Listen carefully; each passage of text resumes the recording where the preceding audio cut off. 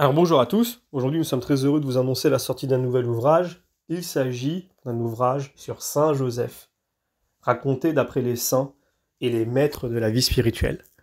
Vous connaissez mon attachement à Saint Joseph, et vous savez que pour moi c'est un des personnages les plus importants de l'Église et celui qu'on oublie assez souvent aussi.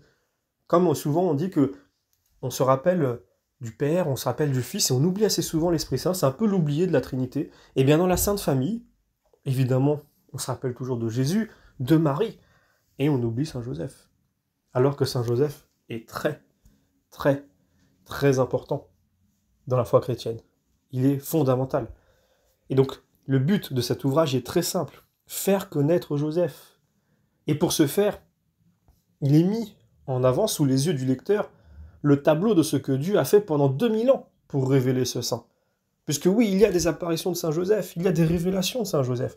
Et en second lieu, cet ouvrage a été aussi fait pour apprendre à honorer Saint Joseph, comme il le mérite.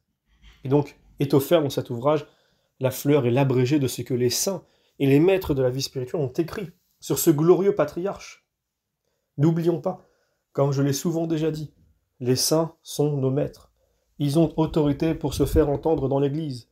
En parlant comme eux de Saint Joseph, nous n'avons pas à craindre de nous tromper, d'où l'intérêt de toujours nous reposer sur les saints, qui sont des valeurs sûres. De plus, les saints, en plus de la lumière, nous communiquent la flamme. L'onction déborde de leurs écrits, et l'onction, c'est le rayonnement de l'Esprit Saint lui-même, c'est la suavité de Dieu agissant pour l'âme du saint, sur l'âme du lecteur. Ces divins semeurs de l'éternité dans les âmes nous parlent dans leurs écrits. Ils sont désormais plus puissants encore auprès de Dieu qu'ils ne l'étaient quand leurs paroles se faisaient entendre ici-bas. En les lisant, on vit dans leur société, et leur société sanctifie. C'est donc à la fois une sécurité et un charme d'étudier Saint Joseph. Voilà, donc cet ouvrage, je ne pouvais finalement l'introduire d'une meilleure manière. Il est vraiment, pour moi, pour tous ceux qui souhaitent connaître Saint Joseph, central. Alors, c'est pas le premier livre qu'on publie de Saint Joseph, mais si vous souhaitez un regard qui est beaucoup plus porté vers la vie des saints et des maîtres spirituels, cet ouvrage est central. Il est extrêmement important, puisque, comme je l'ai souvent dit, souvent mis en avant, les saints sont primordiaux dans l'Église, puisque ce sont ceux qui, finalement, ont fait ce bout de chemin en entier, que nous n'avons pas encore terminé, voire certains ont à peine commencé, ou même pas commencé du tout. Donc, quand on prend de la route, souvent, on demande à ceux qui ont déjà pris cette route des indications, des conseils. Eh bien, ceux qui ont parlé de Saint Joseph, les saints de l'Église qui ont parlé de Saint Joseph, sont extrêmement bien placés pour parler de lui, et nous, encore mieux placés pour les écouter.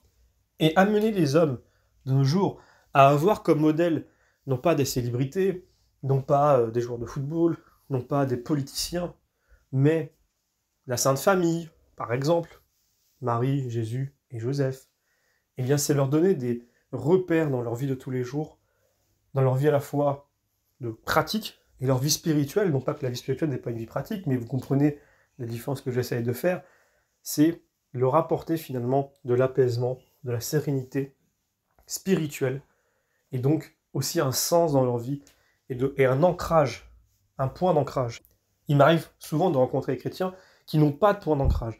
Un peu des fois comme certains protestants, pour qui la Bible, pour eux, est un point d'ancrage, alors qu'en réalité, ça peut être le pasteur qu'ils ont, mais ils ne l'expriment pas de cette manière. Ou alors ils ont la Bible comme point d'ancrage, mais finalement c'est plus eux-mêmes, puisque c'est leur propre interprétation qui prévaut quelquefois sur ce que dit la Bible. Donc, des fois on a un ancrage inconscient, des fois on n'en a pas, ou on pense qu'on n'en a pas, mais on en a un, on n'est pas capable de pouvoir le matérialiser, alors que dans l'Église, il y a tous les points d'ancrage nécessaires, notamment la Sainte Famille, qui est un point d'ancrage central. Et évidemment, certains ont des affiliations particulières à certains saints de l'Église, et ce sont leurs points d'ancrage. Et donc pour ceux qui souhaitent connaître et faire connaître Saint Joseph davantage, cet ouvrage est central, évidemment. Comme toujours, je vous remercie pour tout ce que vous faites par vos commentaires et vos mails. N'hésitez pas à continuer à parler de nous autour de vous et à vous abonner à la newsletter pour recevoir de temps en temps les quelques mails que nous faisons dans l'année. Et nous vous donnons rendez-vous donc pour la prochaine parution.